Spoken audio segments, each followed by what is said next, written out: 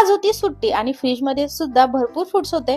म्हटलं चला काहीतरी डेझर्ट बनवूयात. मग काय थोडंसं हेल्दी सुद्धा झालं पाहिजे, पण डेझर्ट म्हटल्यावर थोडं फार तर कॅलरीज असतात. मग मी काय केलं तर अंगूर घेतले, ऍपल घेतलं, बनाना घेतलं, व्यवस्थितरित्या बारीक कट करून घेतलं. तुम्हाला जे फ्रुट्स हवे असतील त्या फ्रुट्सचा वापर तुम्ही यासाठी करू शकता. त्यानंतर 2 चमचे व्हॅनिला फ्लेवरचं कस्टर्ड पावडर घेऊन त्यामध्ये थोडंसं दूध टाकून स्लरी बनवून घेतली. 1 लिटर दुधात उकळी आल्यानंतर हे टाकायचं. आवश्यकतेनुसार साखर टाकायचं, थोडं घट्ट होऊ द्यायचं आणि रूम टेम्परेचर वरती आलं की यामध्ये फ्रुट्स टाकायचे. 2 तास हे फ्रीज मध्ये ठेवायचं आणि नंतर एन्जॉय करायचं. तर हे सगळे फ्रुट्स कट करण्यासाठी मी कोहेचं 8 piece stainless steel knife set मागवला होता आणि मला हा खरंच खूप आवडला.